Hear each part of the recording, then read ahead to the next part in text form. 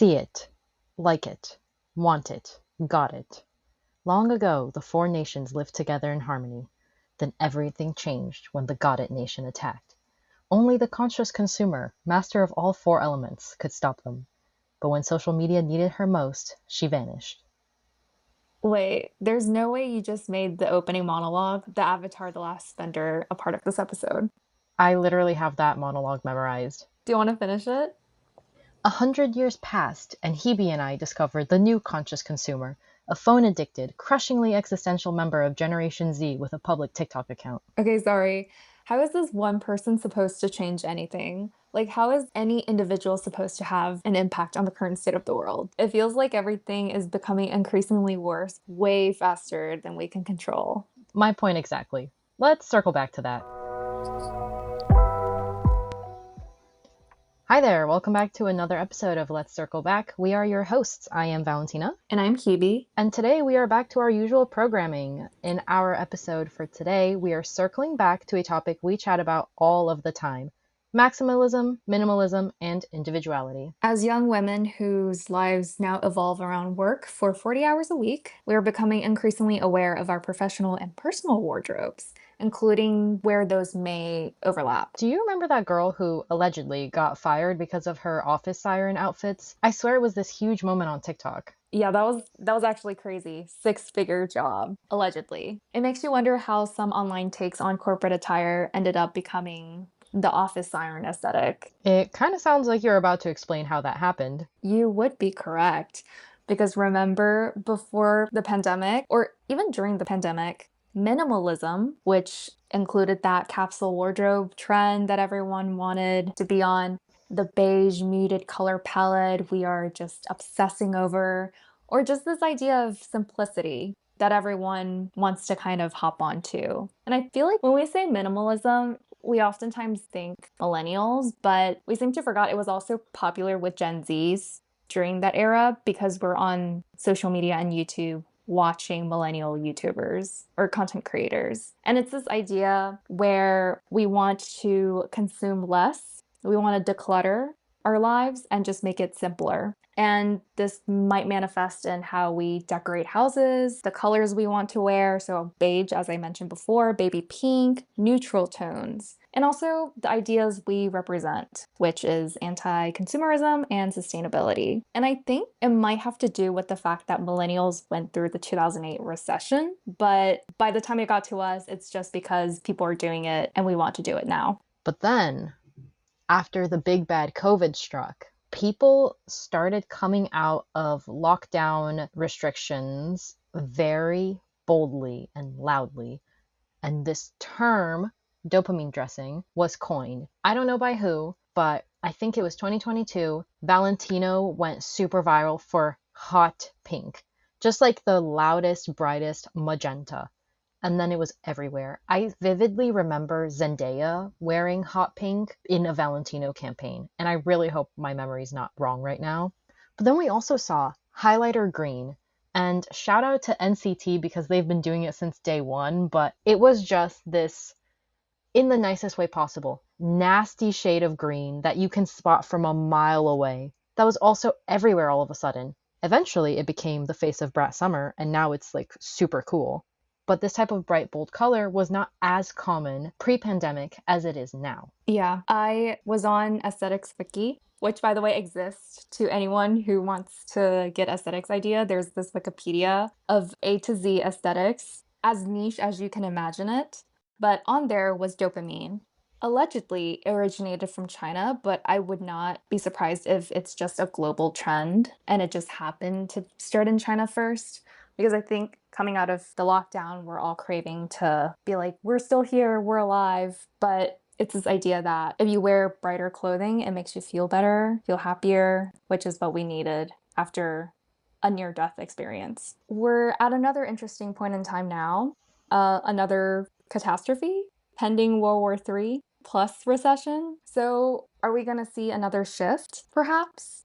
Because right now on TikTok, there's this murmurs of recession core, which are just people making lists of things that they don't need if there's a recession.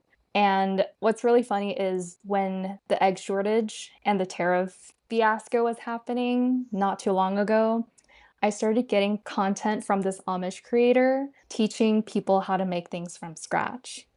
So I just find it really hilarious how these macro events would influence something as tiny as fashion decisions. I also think the idea of recession core hitting mainstream influencer culture is so funny because unfortunately I have seen a few videos where it's like recession core and then they do something that's just completely normal for the average person because we've reached a point where influencer culture is so out of touch that when you don't overspend, it's like, wow, look at you being so thrifty. Yeah, thrift core is a thing. But did you notice how it's not reverting back to minimalism, but instead something more specific like recession core or thrift core? Whereas before it kind of felt like maximalism and minimalism were on clear ends of one very defined spectrum, we kind of feel like maybe there's no longer this linear scale. There's a lot of ambiguity and fluidity in what your choices are. Yeah. No, as you said, we're becoming more fluid and looks are becoming more customizable than ever. You can't just say, oh, I'm a maximalist girly. Because right now you could be, wearing Harajuku inspired clothing, which is very maximalist. But then someone could be very much kidcore, which is bright colors, bold patterns. So think Lisa Frank, Sesame Street, very nostalgic, also maximalist, but completely different from Harajuku. And then on the more minimal side, there's the classic clean girl, but also tennis core, dark academia, which I was obsessed with when I studied at an Ivy League institution. But again, they're all minimalist, but very different from each other. Yeah, even if you think about minimal physical activity inspired aesthetic trends, a tennis core look and a Pilates girl look are completely different, but they are both undeniably on the minimalist end of whatever spectrum we're looking at. So we're kind of reaching this weird point where I referred to it earlier as a z-axis. We're kind of going off the page now, and there's another level of categorization for clothing. Agreed. And if you think about it, before when we mentioned maximalist slash minimalist, they're more so about lifestyle. Because when you're a minimalist, not only do you dress like a minimalist, but things like your spending habits, the type of furnitures you pick out for your house, there's like a minimalist version of it. Whereas these aesthetics, it's not something you would entirely live out. Like today, I could be very much cottagecore, especially with the summer coming up. But maybe in the winter, what if I want to be looking old money? So aesthetics and cores are now becoming more fluid, but also episodic, where you don't have to stick to one. And obviously, there are people out there who will dress that way religiously every single day. But I feel like for the general public and for social media, that is not the case. Yeah, I think I kind of fall into that where I'm looking around my closet right now and thinking about splitting my work life from my personal life. The way I dress to the office is not how I want to dress every day. There's a part of me that really loves streetwear, crop top, baggy pants, but I can't show up to the office like that. So when I go to the office, maybe I want something more clean girl or more minimalist, or like you said earlier, dark academia always goes well. No, totally. You don't want to be another TikTok story, do you, Valentina? Ew. No, that would be horrible. All fun, very cute. However, I think we both agree there's also certain dangers, precautions to this aesthetic and core culture. And I think the first one that we could kind of discuss a little bit more is this idea of losing individuality. Yeah, I think I've brought this up before, not on the podcast, just in our casual conversations. The Cut did a very big article called something like It Must Be Good to Be a West Village Girl. And it was, I'm going to try to paraphrase But just for the listeners at home, I recommend that you go and you read this article yourself because I'm not going to do it justice no matter how hard I try. The article was loosely about how there's this crazy wave of young female, mostly white. I think they kind of sardonically mention primarily blonde women moving to the West Village who have big content priorities, whether that is their full-time job or a side hustle. And they're kind of changing the culture of the Lower West Side. Reminds me a lot of the 2010s trend of YouTubers moving to LA. And yeah, there's like a huge hub of social media creators and influencers in LA and California in general still, but there's a specific type of New York City influencer that comes here. They develop a very clear dialect, and we've joked about it before. The Cuts article kind of assigned the dress code for these girls as a sort of copy paste white top, blue jean combo. And you can decorate that however you want, jewelry, sunglasses, bag. But the base is very similar.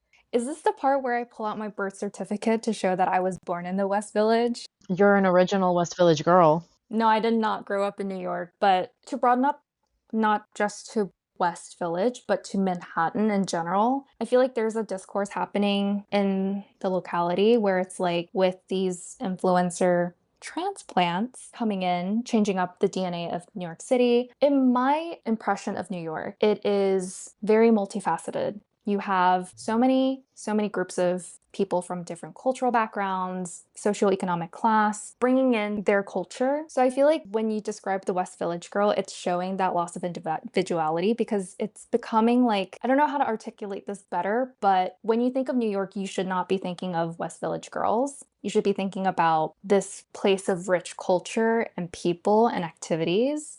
But I feel like New York City is starting to lose it. And I hope I'm not the problem. There's a weird balance to be struck here because Yeah. obviously New York City is home to countless migrants and it's a hub for a reason, but there's some weird changes going on. Yeah. But to pull it back into a less serious conversation, I think back to like just the visual elements of an aesthetic, of a look, of an identity. I think what aesthetics and core culture is doing is it's making it very convenient to find a style. Because all you have to do is go on Pinterest and search up dark academia aesthetic outfit, and then it'll show you exactly what you need to put together to wear. And then as you step out into the street, people will get the visual cue and be like, oh, she's going for dark academia today. That ease of access makes it feel like there's a lot less room for experimentation. I think a lot of people online and our age, which is funny to say our age, but talk about how Gen Alpha and slightly younger kids don't really have the awkward phase anymore. They just kind of go from kids to young adult fashion, which is crazy because why was I wearing cheetah print leggings in middle school? Now no one else has to go through that torture. But on a personal note, I feel like I've had trouble figuring out my sense of style because I don't know what aesthetic would fit me. And I don't feel like I see many people who look like they're trying out new aesthetics. It's always like perfectly executed, Pinterest ready outfit. Where's the room for people like me who don't really know what looks good on them or not? It's Yeah. And it strikes the question of, do you even need to follow a blueprint? Do you even need to make a blueprint for yourself? Why is it that we need to have an aesthetic, a style, a look for ourselves? And special shout out to one of our coworkers, Gabe, if you're listening to this. We look up to you when it comes to fashion because I think Gabe, when I look at Gabe, I don't see any aesthetic. His outfits are so well put together, but they're not falling into any blueprint. But I know it when I see it that it's Gabe, if that makes sense. Yeah, he's kind of managed to take elements of whatever he likes and make it good for him. And I think that's where the personalization and the individuality comes in. And it's so hard to do that, which is why we both find it so impressive. Snaps all around, snaps in the studio right now. Yes. Oh my God, I cannot wait for Gabe to listen to this. And No, yeah, he better listen. he better, if he doesn't talk to us about it, then we know he doesn't listen and I'll give him side eyes that day.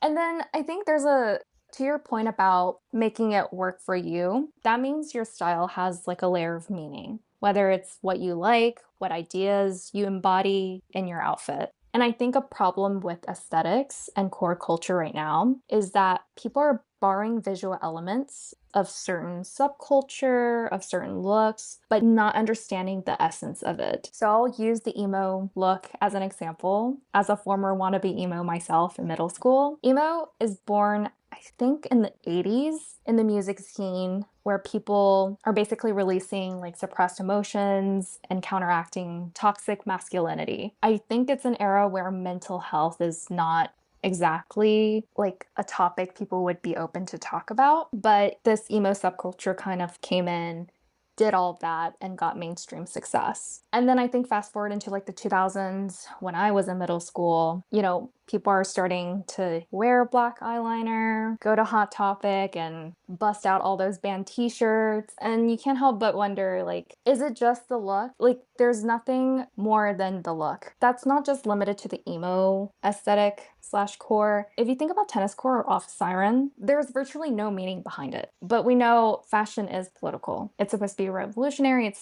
supposed to make a statement. You don't really see that anymore. Yeah, I think with social media, it's kind of like, well, this looks cool, and now everyone thinks it looks cool, and so for the next 2 months, this is the trend.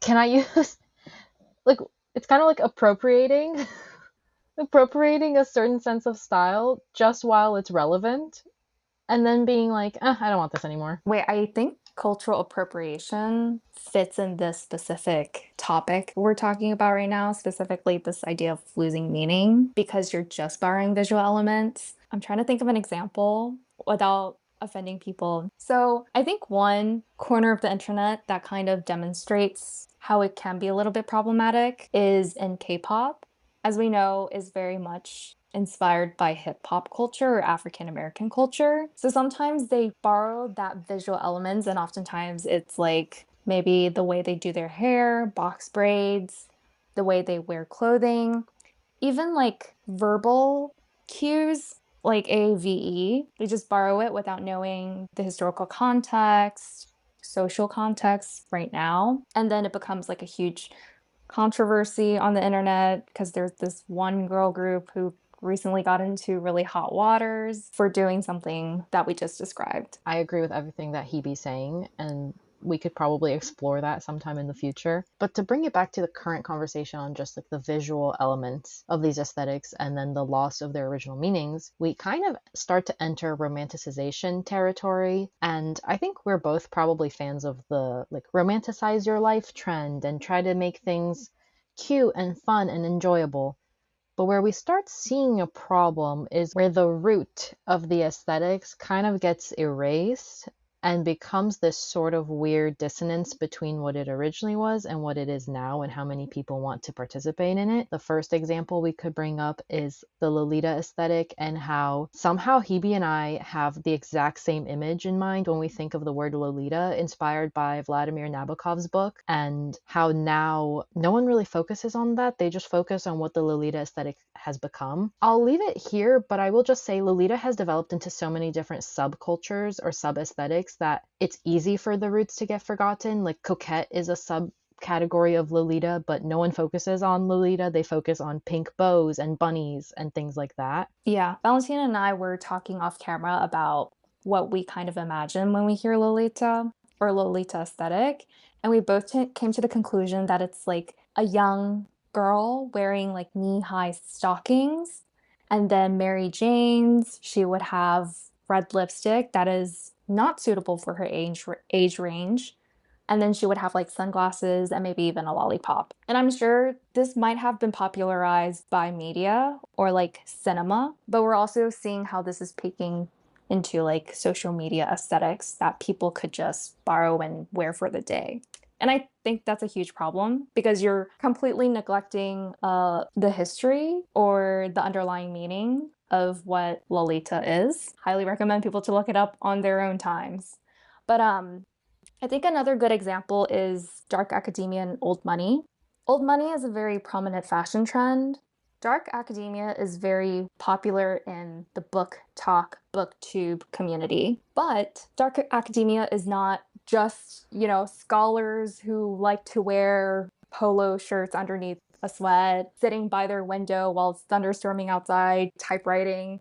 It's also the history to dark academia is almost Eurocentrism and classism. Oftentimes focus on higher education, which we know is very much discriminatory and not very attainable by people who may be part of a different social class, a different color. There's also that downside of aesthetics, which is this idea of romanticizing certain bad concepts. No, I think you're completely right. Kind of related to that is how, and I guess it falls really perfectly into the theme of romanticization, is certain aesthetic trends really make certain things desirable, especially when you consider a marketing angle and how we have to sell products. You have to also sell the image or the lifestyle. And when you think to old money, that's kind of promoting classism. You don't really want to sell that. And if you're a brand, you don't really want people to think you're selling that. But it's really hard to separate one from the other. Yeah, because I think brands are also starting to take or have been taking advantage of certain aesthetics, certain cores. Clean girl, very classic. You see it everywhere when it comes to lifestyle and cosmetic brands. Off the top of my head, Glossier, Skims, maybe. And then you have brands like Viore and Aloe. And then unrelated to Clean Girl, because I feel like if you took a shot every time we said Clean Girl this episode, you would probably die. No, they have to take a shot every time we mention Clean Girl in any of our episodes because I feel like we bring it up very often. The more often we say Clean Girl, the closer we are to a recession. Exactly. This is for jokes only. I don't want any legal repercussions. You can also see how brands in general really have been taking advantage of short-lived fixations on certain aesthetics. So right now, Guava and Guava Girl, some brands have been using guava in their products or as a color name for a while now, but in the past month, I think I've seen 3 different brands partner for guava themed collaborations. Summer Fridays did a pop up here in New York, and I think they're releasing either a guava colored or a guava something lip product. But then also, we just talked about how Tarte and Dunkin' collabed too. So everyone's hopping on Guava Girl and this glossy, sort of almost orangey pink tone for the summer. And sure, it's really great as a brand to hop on this hype and generate all this buzz, but it's also going to be super short-lived if your product doesn't have any staying power. Like, how's the actual quality of your product and how practical is it for when this trend blows over? Then your product's going to get left behind and you're not really going to build a relationship with your consumer beyond like, this is the new thing for me to buy, because they're just going to hop to the next big thing with no sense of like loyalty for your brand. I don't know if that's a hot take, and I'm definitely not qualified to be giving this type of statement, but it's just how I feel as also a consumer. I think that's probably why bigger companies don't take the effort to try and, I think at this point, micro targeting people. Because if you think about cottagecore as an aesthetic compared to minimalism, that's like a huge difference. And that's probably why companies like Uniqlo, Muji, IKEA excel at minimalism, but do not bother to dig even deeper. And I think when we talk about aesthetics and core culture, the only people who could probably pull this off are smaller companies with a very niche audience. Like there is a company out there who will be making the specific type of milkmaid dresses for people who want to dress like a milkmaid right now. And if you, and pulling it back to emo, oh my God, you should also take a shot for every time I mention emo. Hot Topic and Spencer's, the number one go-to store for people part of that aesthetic slash subculture. I think everything you're saying is right. I can think of a few brands or interest groups that also fall into that category. But to recap kind of everything that we covered and kind of do a little takeaways moment, we kind of started talking about maximalism, minimalism, and what those look like in 2025, at least in our opinion, as 2 people who spend a lot of time online and thinking about clothes. And with all of the new micro trends that pop up, honestly, almost daily, maybe weekly is a little bit more accurate, we're seeing a transition from the traditional, I'm a maximalist, I'm a minimalist spectrum into more of almost like a Punnett square, except it's the biggest Punnett square you've ever seen, and on any given day, you could pick whatever aesthetic combination you feel like being. It's like a universe. It's like a universe where everyone is like an aesthetic. To your point, we're seeing this extreme hyper niche making in works, but I think there's also harm and danger to it. We mentioned the loss of individuality in our weirdly serious conversation on New York City gentrification. There's also this layer of losing meaning to personal style or the way we represent ourselves, as well as romanticization of things that should not be romanticized. But again, this topic is very deep.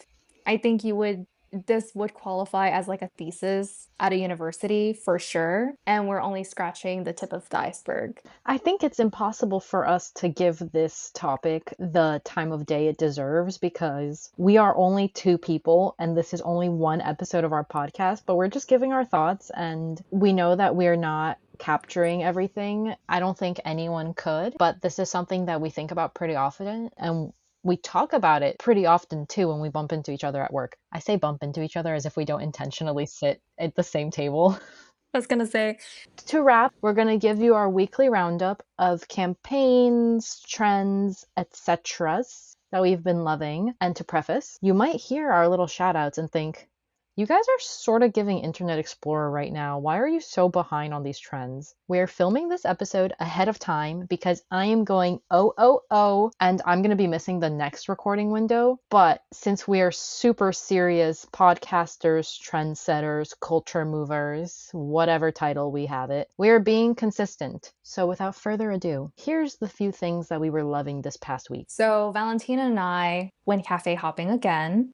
Big surprise.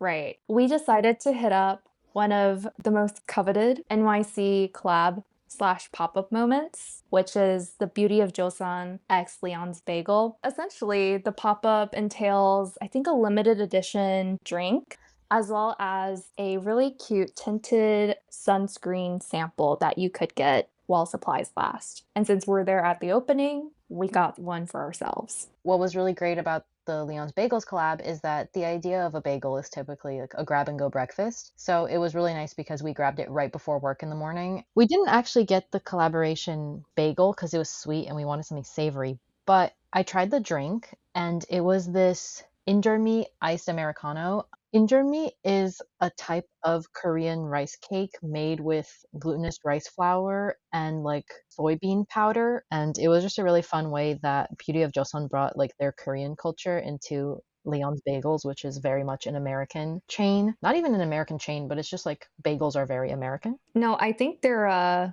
brand comms wordings that they use for this campaign was really cute. It says calling all NYC busy girls, and then they have like coffee plus SPF covered, which I thought was a really cute wordplay. Oh my gosh, coincidentally, sticking with Korean culture, the Squid Game premiere was this week in New York City, and they had a screening on Wednesday, but also they are bringing their big activation where fans can go and kind of engage with games that are themed after the Squid Game series. They had fans there, they had media professionals there, they had limited space, but even so managed to bring all the branding of Squid Game to life inside. On the note of shows in cinema, Love Island USA, it is the hottest topic on TikTok right now, or at least on my For You page, my algorithm. I don't follow the show personally. I feel like I'm very behind when it comes to dating shows, but it has even popped up on my For You page, especially my girl, the bombshell, Huda,